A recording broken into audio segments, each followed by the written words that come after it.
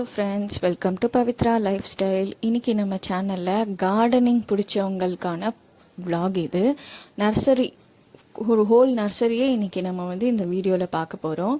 இந்த நர்சரி எங்கே இருக்குன்னா மணிவாக்கம்ன்ற ஏரியாவில் இருக்குது. மணிவாக்கம் டு கரசங்கால் ஃபுல்லாகவே ரெண்டு சைடும் ரோடில் இந்த பக்கமும் அந்த பக்கமும் ஃபுல்லாக நர்சரிஸ் தான் இருக்கும். 15 ருபீஸ்லேருந்து ஆரம்பித்து 250 300 ரேஞ்ச் வரைக்கும் மரங்கள்லாம் கூட விற்கிறாங்க.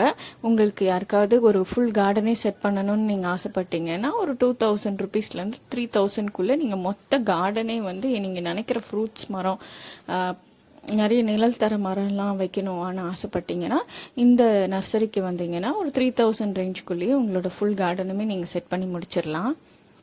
இந்த வீடியோவை நம்ம ஃபுல்லாக பார்த்து முடிக்கும் போது நம்ம வீட்டுக்கு ஒரு மரம் வளர்ப்போம் அப்படிங்கிற கவர்மெண்ட்டோட ரூலை கூட நம்ம ஈஸியாக நிறைவேற்ற முடியும்.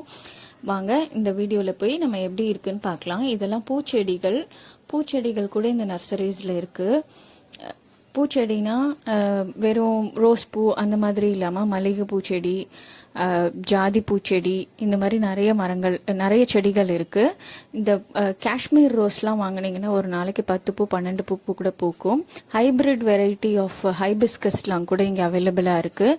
அது கூட ஒரு நாளைக்கு எங்கள் வீட்டிலலாம் 15 பூ கூட ஒரு நாளைக்கு பூக்கும் ஒரே செடியில இருந்து. ஸோ நீங்கள் இந்த மாதிரி ஹைபிரிட் வெரைட்டிஸ் வாங்கினீங்கன்னா நிறைய பூ பூக்கும். நம்ம குழந்தைங்க வீட்டில் இருந்தாங்கன்னா அந்த பூக்களை பார்த்துட்டு ரொம்ப ரசிப்பாங்க.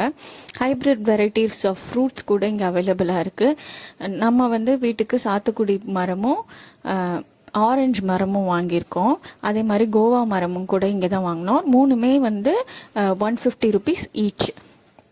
இந்த ப்ரைஸ் ரேஞ்சில் தான் இருந்துச்சு. மரமே 150னா நீங்கள் யோசிச்சுக்கோங்க. கொஞ்சம் பெரிய மரமாக வாங்கணும்னா 250 ருபீஸ் தான் மேக்ஸிமம் ப்ரைஸாக இருக்குது இந்த இதில். இது ஏக்கர் கணக்கான ஒரு இடத்துல இந்த நர்சரி இருக்கிறதுனால நம்ம நிறைய ஃப்ரூட்ஸ் செடி, நமக்கு தோன்ற செடி எல்லாத்தையுமே நம்ம வாங்கிக்கலாம். வாழை மரம் கூட இங்கே நிறையா தராங்க. வாழை கண்ணு மாதிரி தராங்க. நம்ம வீட்டில் நட்டு வச்சு அதை மரமாக்கணும். வாழை மரம் உங்களுக்கே தெரியும், ஒரு மரம் நம்ம வச்சாலே போதும், அது பெருசாகும் போது இன்னொரு குட்டி வந்துடும். நாங்கள் இந்த நர்சரிக்கு நிறைய பர்ச்சேஸ் பண்ணிவிட்டு ஒரு கார்டனே செட் பண்ணியிருக்கோம். எங்கள் வீட்டில் இருக்கிற இடத்துக்கு நாங்கள் ஒரு கார்டன் செட் பண்ணியிருக்கோம். பூச்செடிகள் இருக்குது, பழங்கள் காய்க்கிற மரங்களும் இருக்குது. லெமன் மரம் கூட நாங்கள் வச்சுருக்கோம். அது வளர்ந்து ஒரு 3 வருஷம் ஒரு மரமாக பெருசாக இருக்குது. அதையும் நான் உங்களுக்கு காமிக்கிறேன்.